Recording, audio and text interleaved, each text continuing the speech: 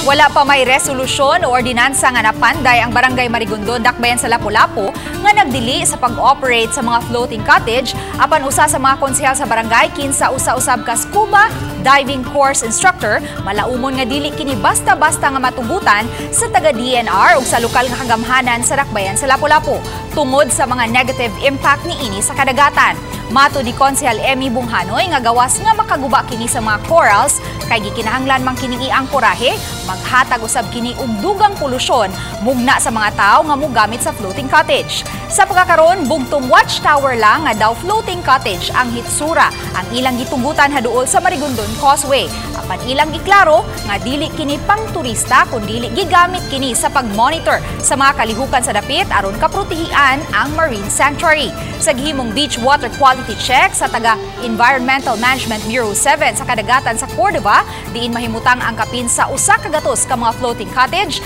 nasuta nga aduna kini taas nga level sa coliform bacteria. Butang nga dili buot sa mga sakop sa Lapu-Lapu City Hope for Corals Divers Association nga mahitabo usab sa Lapu-Lapu City. So naay mo plano ana tingali mabuhatan nagresolusyon nato nga ri sa barangay nga kinahanglan dili gina siya